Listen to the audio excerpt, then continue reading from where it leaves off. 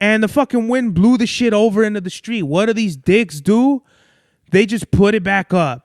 Don't reinforce it. Don't tie ropes around it. No, just we're gonna leave it up there because there's no way there's gonna be winds in the winter. Well, guess what? Climate change is about as real as a motherfucker as you can get. Because Mad Max was the turnout of my lifestyle.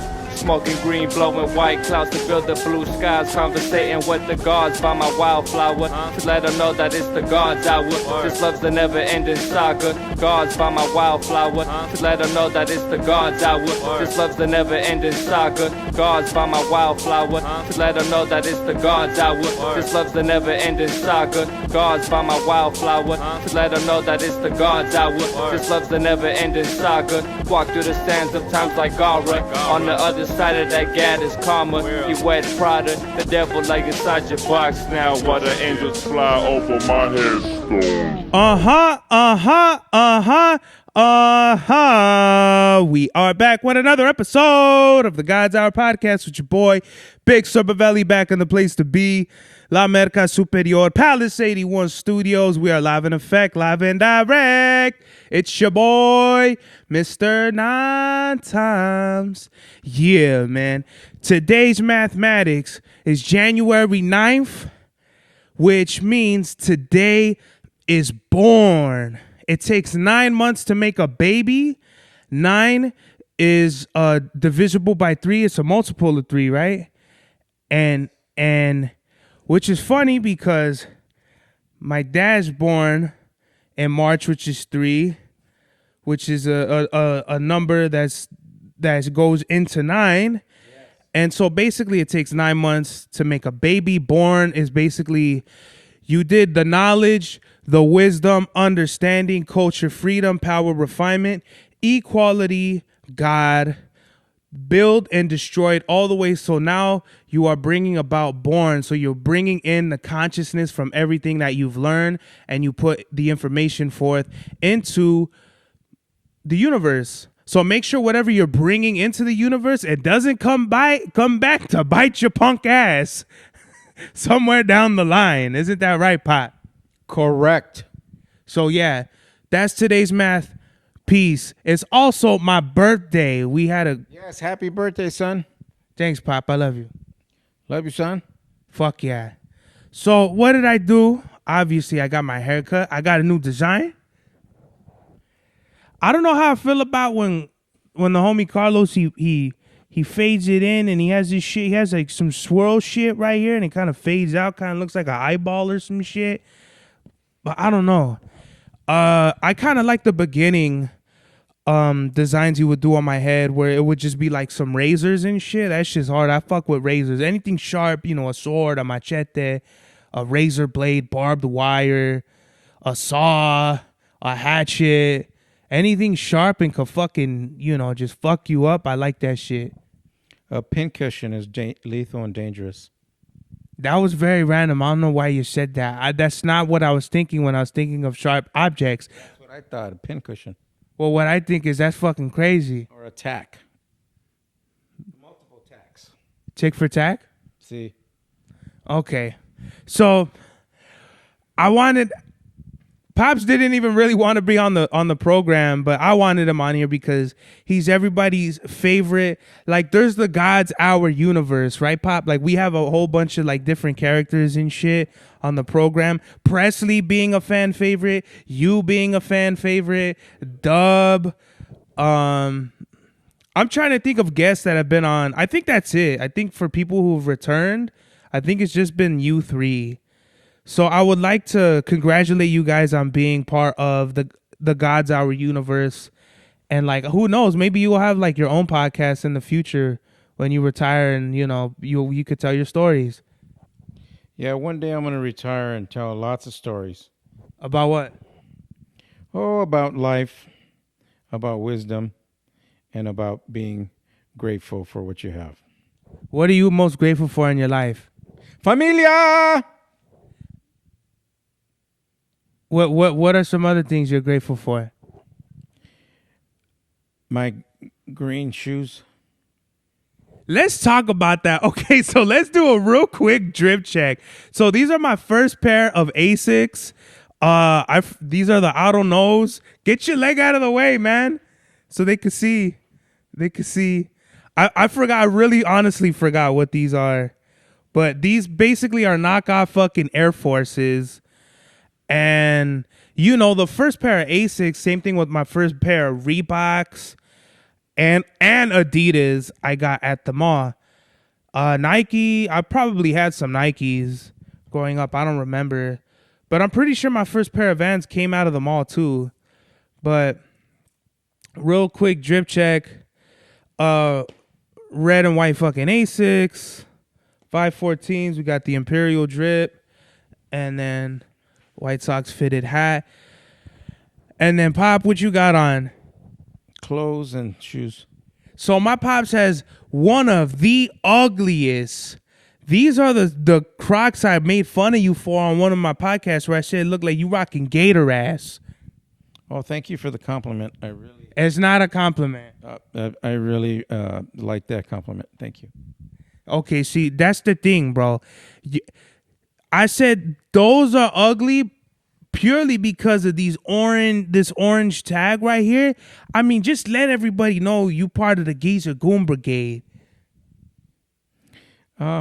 Life is very interesting because you don't know until you get to that journey that takes you there. Then you'll understand. Okay, you know what? That was very weird. I don't know why you're coming off with these weird things, man. You're coming... it's like you half-ass wisdom because it's like shit that's not really that deep, but it's deep to you. Thank you. Thank you very much. Not really a compliment. But, you know, he got them ugly Crocs. Those probably are somewhere like 5-somethings. I don't know. You got yourself a green. I was going to wear my polo, but I was like, nah, your green polo. Why are you talking about what I wear in my pinchy shoes? Because this is the drip check part of the program, B. I don't know what that is, but... Drip check, you either dripping or you dipping. And I might be both, but you might be neither. I am comfortable in my shoes. That's all I know. Them shits is ugly. That looked like a turd that fell out of the Hulk's ass. Thank you for the compliment, but I'm very comfortable. Comfortably ugly, B. Thank you. Okay. All right. So what's is green your favorite color? One of the colors. What's your favorite color? Blue. Blue ain't your fucking favorite color, B. I just said blue. I just said blue. What, but is it your favorite fucking color? Why'd you say it like that? Because I like blue. But what's your favorite color? Blue. Blue's not your favorite color, guy. That's my favorite color, B. You can't be rocking green and you didn't even like blue. Like, what the fuck? Just my favorite color is blue. I don't have to wear it. You're wearing it right now. I'm not. I'm wearing green. Okay. I seen this shit coming from a mile away where you were just going to throw shit off for a monkey wrench. Why are you trying to throw shit off for a monkey wrench? Because monkey wrenches work. Work like dog shit. They always work. In life, monkey wrenches always work. What do they go for? They're good for detours, roadblocks, and just a fact of life that just slaps you in the face and kicks you in the ass. That was weird. See, this is why I can't really have you on the program because you say weird things like that, B. Thank you. I'm out because I'm weird and I love it. And thank you for all the compliments. I appreciate it. Good night, America. And there he is. King Louis has left the building. That's right. Awesome. Awesome. Holy shit. What a wonderful 9 minutes. Got a couple topics to talk about right here.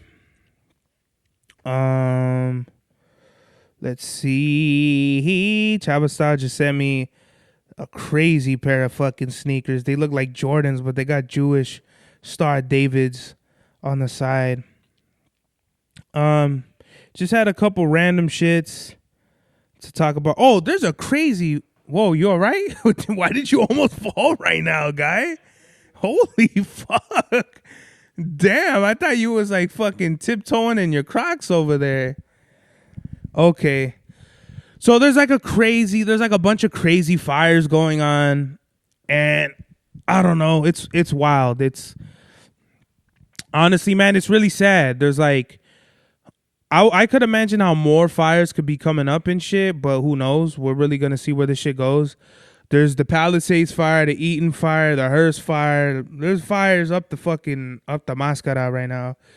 And so literally driving home from work the other day, I seen, or actually like yesterday, early in the morning, the flames coming out of the hills and trees off the fucking 210. And it's just like, wow, why? How, what's going on? You know what I mean? I really don't understand how this shit could happen. And there's a lot of conspiracy dicks out there where they could fuck all this off, and who knows, right? A lot of people have their theories on bullshit. I try to tell people, yo, when a fire gets to a certain point, they have to just evacuate everybody. I'm not a fucking firefighter. I'm not all these things. But what I can tell you is they have to evacuate people at some point. They can't just fight the fucking fire. I get what people are saying, throw water. I get it. But it's like a fire is literally a virus. And at some point, it's just going to destroy everything unless you get it out early, or you just evacuate, or you just cut it off at that point. So peace and prayers and condolences to everybody that's affected by this fire, especially like all the animals, you know, all the wildlife out there, all the dogs. I hope everybody, all of them get safe. I can't remember the last time a big fire like this happened. The last thing I can think of was like maybe 2009. Was it? Man, it might have been maybe even 2008, I want to say, where they had, I don't know if it was San Bernardino had fires, but there was some fire, and literally we could smell the smoke every day, and like there'd be like soot in the air and ash, and the fucking the sky was like what was orange. But that was only for like a good, I want to say like 2 weeks. Who knows how long this fire is going to be around. I do know that it started a few days ago, and as of whatever yesterday, I think, or what is it, today? No, yesterday the fire was at the Palisades was like almost 1,200 acres. The Eaton fire was like 10,000 acres, which is a lot. You know what I mean? You think how many acres your fucking house is in that area, and then you multiply that by fucking, you know, whatever, and it's a big fucking fire coming at you, you know? So that shit's wicked. What else? The Windz have literally been like the culprit of the thing, because these winds, bro, are pushing trees, throwing trees out of the fucking ground. On the corner over here, this dude, his house, the wind blew the bricks off the wall. And I do not understand why they plant trees and shit, like when it's either approaching or like, so really planting, like you want to have fucking trees that'll be sturdy and won't go nowhere. Like the tree that fucking fell over here, that shit was a grown ass tree, like probably been there since they planted it, whenever like they developed this area like almost 30 years ago. And that shit was like, I'm fucking down, like all on the street.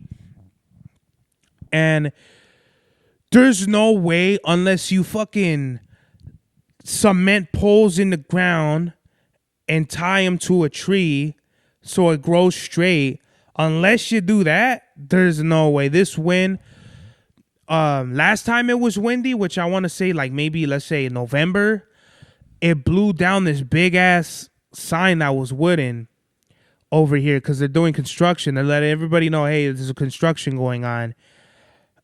And the fucking wind blew the shit over into the street. What do these dicks do? They just put it back up. Don't reinforce it. Don't tie ropes around it. No, just we're gonna leave it up there because there's no way there's gonna be winds in the winter. Well, guess what? Climate change is about as real as a motherfucker as you can get because it's never been windy around my birthday. My birthday's always rain. It's always cold. It ain't cold. It ain't raining. It's windy. It's so fucking windy that there's fires everywhere. Trees are coming out of the ground. Literally, I had my bags of shoes and shit. I was like, what the fuck? Like, I'm over here trying, like, losing my balance and shit because of the wind. So, Cali's, like, on a state of natural disasters right now. And I just want to say everybody is going to be all right. By the time you watch this, it's just probably going to be cleared up. Or maybe it gets worse, or who knows. But I just want everybody to know that you're going to be all right. You're going to be safe. And God, he done seen it all. So don't even trip about it. Let me see.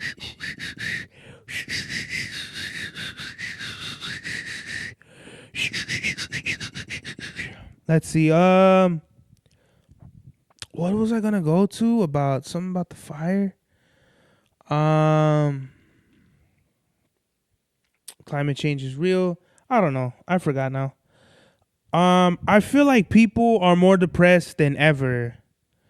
Where the fuck was I? I've just been going around, and people are literally in like this Tim Burton ass movie of depression. And I don't know what it is. I don't know if it's cool to be sad, but it's honestly depressing because I'm a golden aura spirit that goes around and I just sprinkle my fucking blessings and buena suerte out here and I don't get none of it back, really.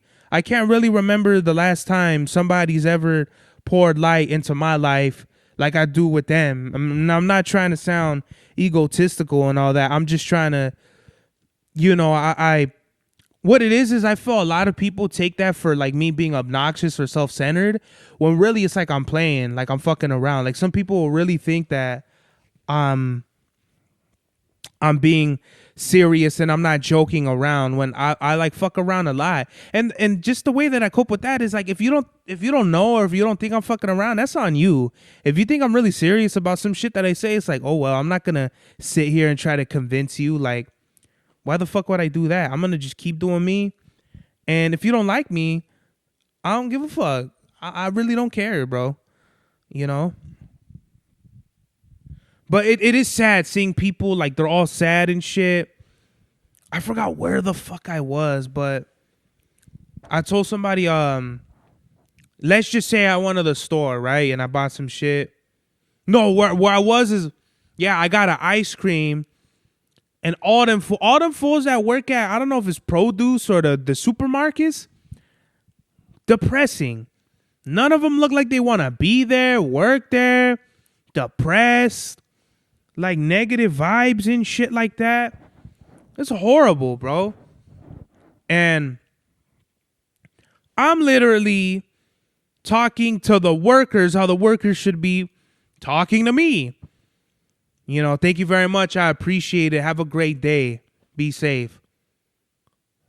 And they don't even say that. They're just like, thank you or whatever. I'm like, bitch, say that back. Like, what the fuck? Like, you think I'm going to just give away my fucking, what is it? You think I'm just trying to give away good energy, bro? Like, you need to give some of that back, bro. Like, you better give some of your blessings back, bro. You can't just be a taker. Take, pause. You gotta spread the love, bro. I don't understand what it is with people. There's just so many things out here. Instant gratification. A lot of people are only out for themselves. I don't know what it is. Like, we're all human, bro. We're all trying to enjoy this human experience together. A lot of people don't see it that way. A lot of people don't give a fuck. That's crazy, bro. I really don't understand what the fuck's going on. This is a big problem. I'm not saying it's a problem individually. I'm saying we have a problem as a society where I feel like I go about my day and 9 out of 10 people are just working jobs they don't want to work. They're doing shit they don't want to do. It's sad. I don't know what it is we need to do, but we need to do something. I've been saying this. I've been on this shit, but I really want to hammer it home, especially for all our first-time listeners out there. Like, be courteous and just spread the love. It's not a message of the day. It's just shit that got me thinking, right? Just shit that got me thinking. Let me see.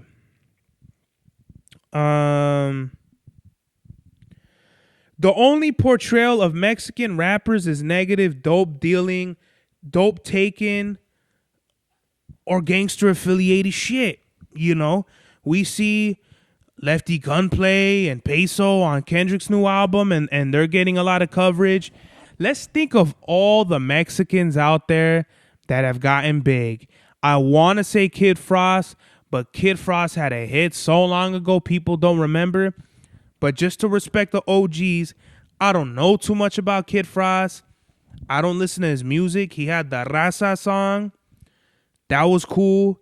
But it's 25, bro. That song came out well over 30 years ago, I want to say. Or 30 years ago. Or more than that.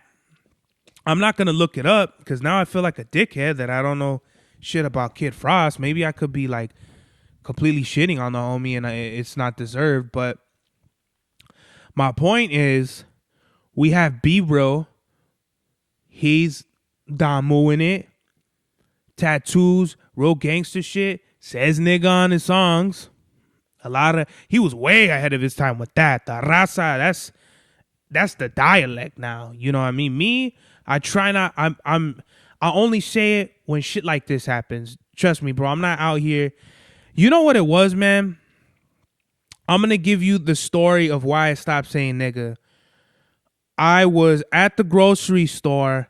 I'm bumping Big L. Everyone knows me, bro. I'm bumping East Coast shit all day because that's the shit I'm on. I don't do it to be cool. That's what I've always loved. I love East Coast music. I'm bumping Big L. And, you know, he says nigga and shit. I hop out of the car singing the song. And something about nigga.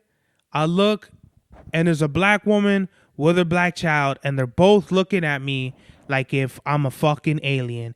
And at that point, I said, that's it. I'm not going to say this word anymore. The only reason why I'm saying it now is for educational purposes, because we are not at the point where I told this to the homie. I'm like, we're like, white people said it to black people for so long that when black people started saying it, other black people were like, no, stop calling me that. I'm not that.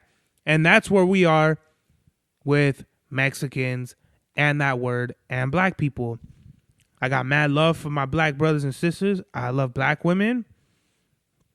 And with me, man, it's just a matter of respect. There's politics involved with this shit. I don't say it. And there it is. Going back to Chicano rappers, I don't like that you have to fit in this like Chicano ass lane that I don't inhibit. You look at me, I'm not dressed like these fucking rappers, bro. Like all these fools, and no disrespect to my brothers out there, my raza out there, but I'm just saying, like, I feel like you have to fit a certain way. OGZ, I feel like it was Be Real, because we can't name Sen and we can't name Muggs. Shout out to them. But I feel like the biggest Chicano to come out, I'm sorry, Kid Frost, but the first one was Be Real. No one was talking shit about Kid Frost. It was Be Real, right? I could be wrong. I'm sorry. If it was Kid Frost, it was Kid Frost. But no one growing up said, yeah, it was Kid Frost. There's a grip of Chicanos out there that held it down before, during, and after. But to my knowledge and a common knowledge, Be Real, then it kind of drops off. I can't really think, like for a long time, I can't really think of any.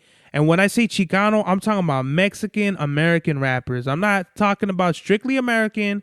I'm not talking strictly Mexican. Chicano Mexican American rappers. Up until Sad Boy Loco. Oh, I guess you had your SPMs, your Mr. Criminals and all that, but nobody I knew was bumping them. Lil Rob, Baby Bash. Okay, I'm tripping, right? You had your one-hit wonders in all of them, all the names I just said. Shout out to them.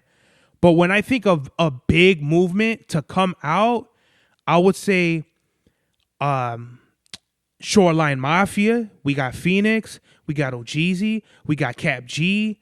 There's a grip of fools that have been since then have come out but haven't made an impact like them. I feel like the only reason why Lefty Gunplay is really big now is because I could be wrong, but Lefty Gunplay seems like he's on hard drugs, and I don't know what the appeal is because his music isn't that good to me. And that's not to shit on him, but I'm just saying, like, why do the Mexicans with the fucking tattoos affiliated with street shit, they have some sort of penitentiary background? Like, why is that so appealing to people? You know?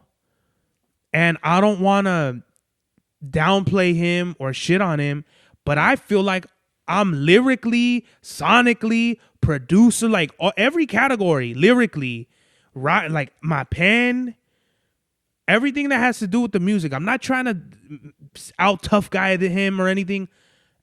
Everything musically, I'm better than him. In my opinion. That's not a shot. That's just my opinion. You know, I wish him all the success. I wish him everything he's getting right now. I'm glad he's getting it. You know why? Because it's been so fucking long that the raza has gotten some sort of recognition. It took Kendrick Lamar, and why is it always that? You know? Why is it always Sad Boy got to be next to YG for him to blow up? Why does it have to be Lefty and Peso with Kendrick for them to blow up? I'm not trying to imply any racism and shit like that. I totally understand the cosign and what it means, but let's think about Chicanos in hip hop music. We're such a crab in a barrel ethnic group that we're not fucking with each other. And I always think, why is that? You know? And a lot of it is pride. A lot of it is ego. But also, too, it's what the fans in the audience accept when they get into an artist. It's super fucking weird. You know, everyone loves Mexicans. Everyone loves Mexican food. Everyone loves to fucking put a sombrero and wear a sarape on Cinco de Mayo and drink Coronas. That's cool. But not everyone wants to support the raza in totality unless you look and act and dress and affiliated in a certain way. And why is that? I don't know. I honestly can't tell you, man. I'm just asking these questions. These questions need to be had. I feel like I am going to kick down the door for so many things in our culture. I want to be that. I am going to do that. And I'm doing it already with what I'm doing. There's no Chicano in the history of anything to be doing what I'm doing. The podcast, the music, the clothes, all of this shit. Just them three alone. Podcasting, rapper, clothing brand. No one's done that. B-roll kind of not B-roll, my bad. Burner, and shout out to Burner. I didn't name him, but Burner might be the most successful mogul Chicano of all time. And I want to congratulate Burner for a second because he kicked down doors that B-Real and a few other people have opened. You know what I mean? Like, they opened the door, but Burner kicked it down. You know, like B-Real walks so fucking Burner could run, because they've been on that advocating for the cannabis industry and shit like that. So I really like what whenever Burner and B-Real, they had like that one EP, but they promoted Xanax, and I don't know about that one. That was when like taking pills was cool. Taking pills is so stupid now, but I appreciate Burner and his contribution. He does make music. He does have clothes, and he kind of does have a podcast, but not really. Like I don't know. Maybe am I hating, man? Burner kind of did. I feel like Burner came out with his podcast after me. Does he still have his podcast? Hold on. I could be to my knowledge, man, cuz I know he had his I remember he was trying to have his own podcast, but let's see. And I just had like allergies, and I'm barely getting away from this shit. So to my knowledge, like, see, I have a weekly podcast, and he's not doing weekly podcasts from what I can tell. So that's my point. It's like he's dropping a shitload of music, and my whole point of this is like, I want to do shit. I'm basic. I feel like I'm gonna be the next Burner. I'm gonna be the next, but I feel like what I'm gonna do is gonna be more on the fashion side, because I like fashion more. His thing is with the weed.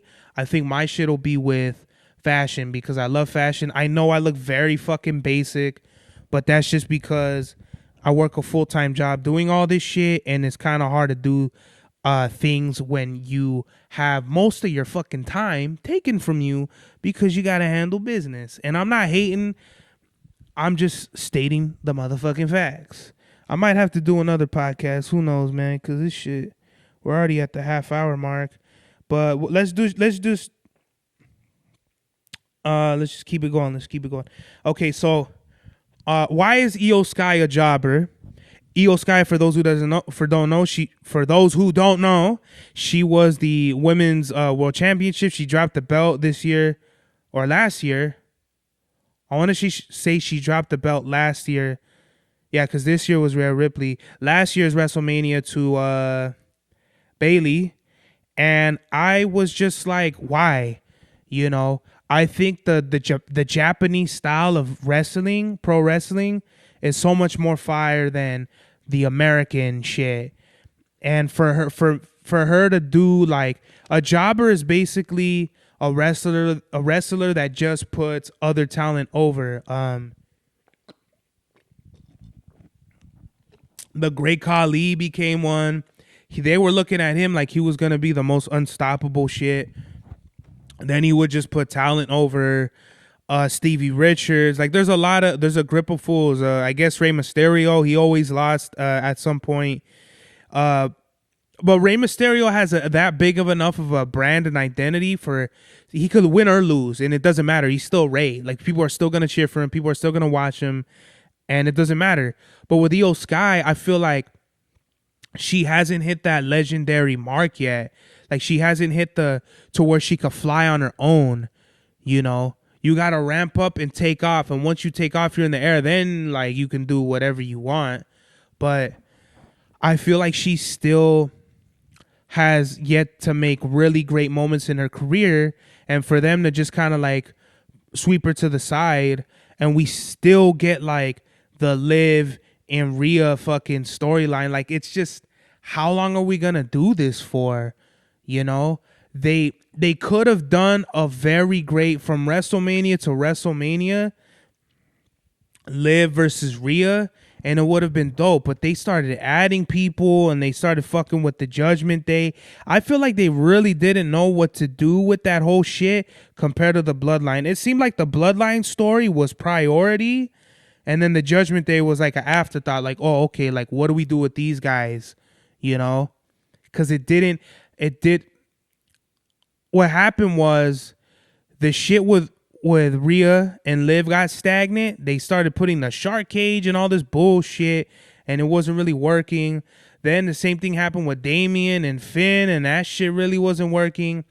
I don't know what's gonna happen, but the Liv versus Rhea match where Liv dropped the belt to Rhea, I don't like that. I feel like Liv should have held the title all the way until WrestleMania. That way the moment is so much better, because it's like, I never liked the changing of the belts on non-pay-per-views. Even on pay-per-views that, like, I feel like for world titles, they need to have like either they need to happen on the big four: a Royal Rumble, a Survivor Series, a WrestleMania, or a SummerSlam. That makes the most sense to me because you get the most ground covered, even on the mini pay-per-views like Crown Jewel and King of the Ring and shit like that. And you get all the way up into those big pay-per-views. But I just feel like it's like lackluster, half-ass writing. And with Io Sky, I think she's a great talent. I think she's a great performer. But for me to feel like they don't know what to do with her is just sad because I think she's a great performer. She was a great heel. I don't know why they turned her face. But if anything, they really could have done something with like Damage Control when it was Io Sky, Asuka, and I forgot the other two women. But they could have done some good shit like a War Games with Damage Control and then like Jade Cargill and fucking what's my girl's name? Bianca Belair. She's so fucking fire.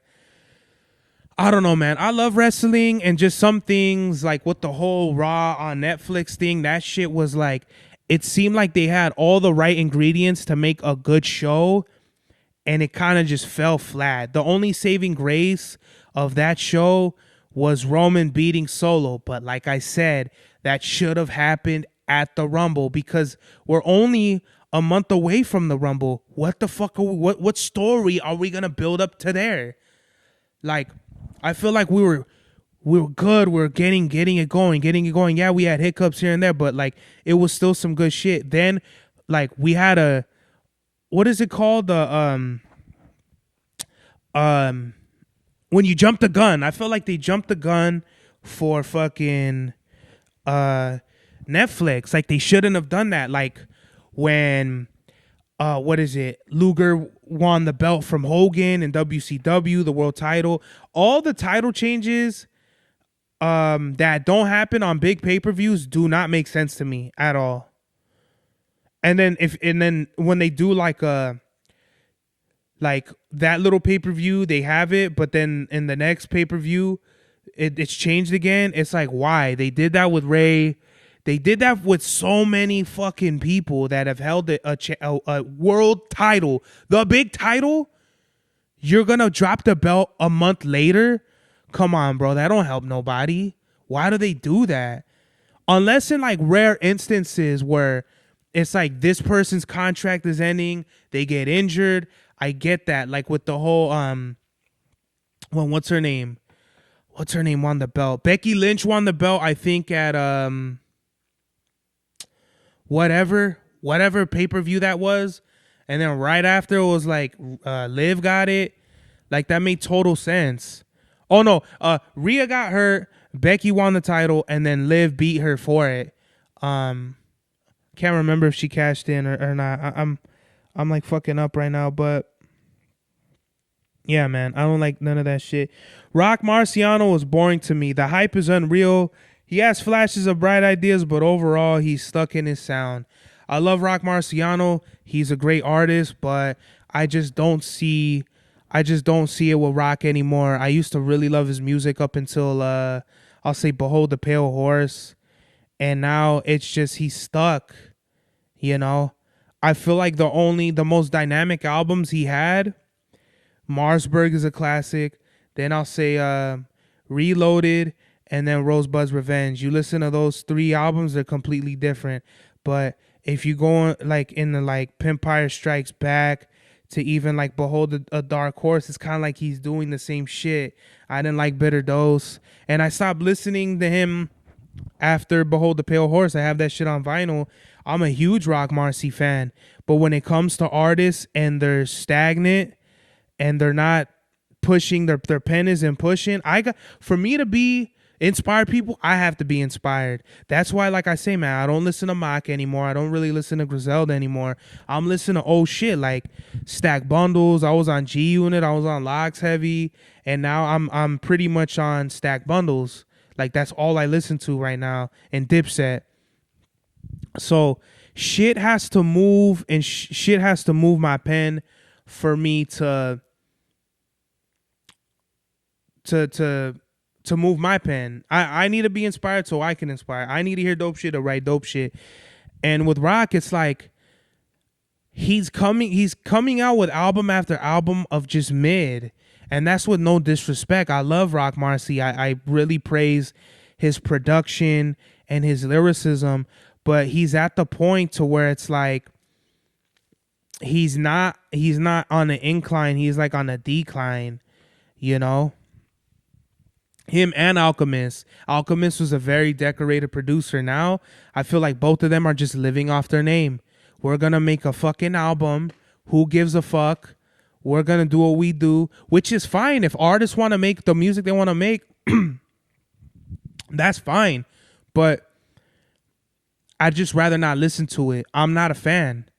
I'm not a fan of this music. I'd rather go and listen to Alchemist's old production. I'd rather go and listen to Rock's old production. I shouldn't have to do that.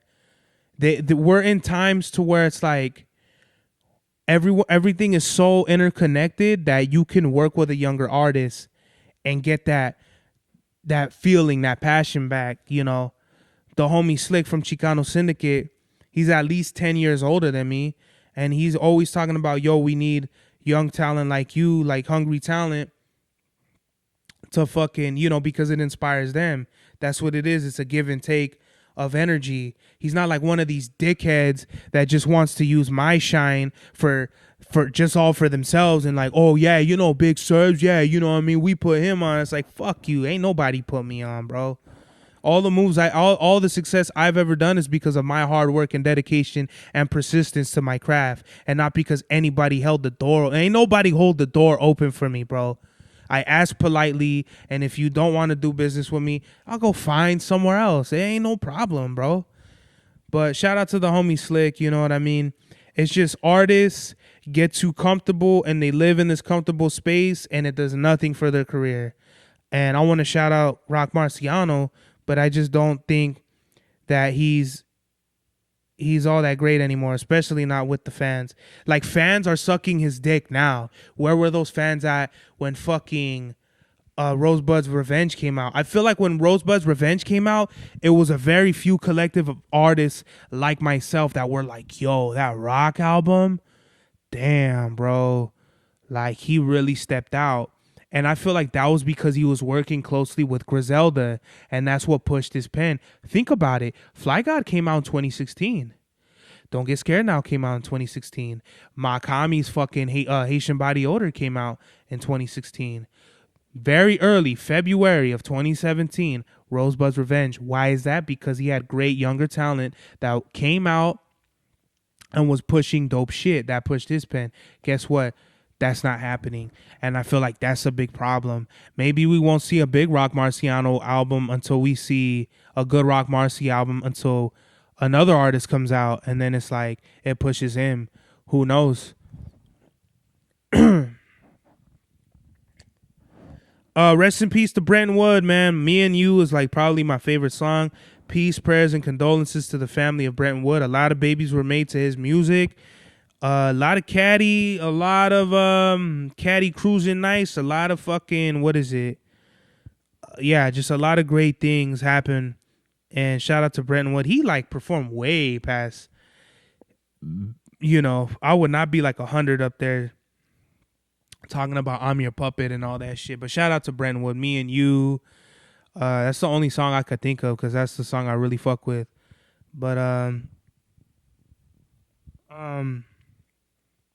Self-Provoke, Flip That Sample is probably the best flip of a Brenton Wood song I've ever heard.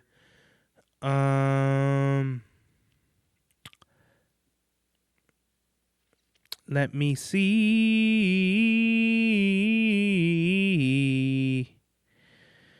Should we do the YouTube year in music recap before I get out of here? Because we're already at the 44 mark. Yeah, we should do that. If I could find it. Oh, man, I should have been prepared before. My fucking voice is all, my throat is all fucked up. Pause.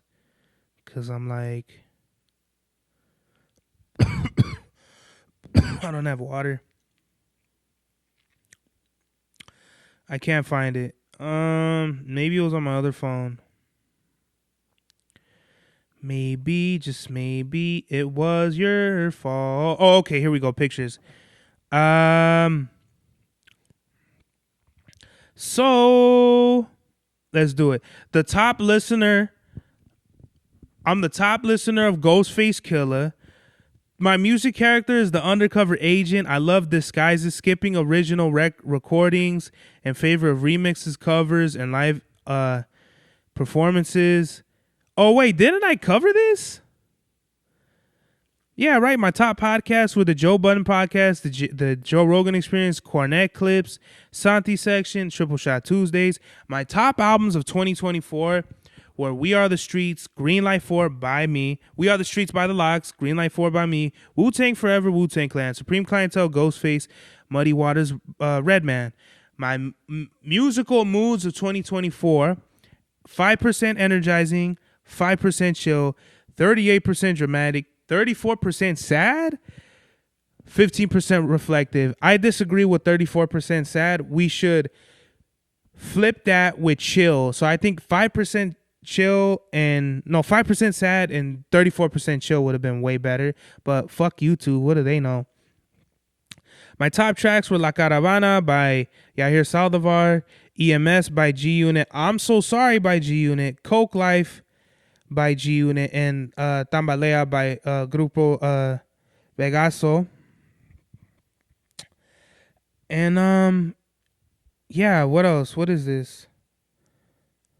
My 2024 listening was giving zippy, extra, in your feels, hip hop. I listened to 26,715 minutes of music this year.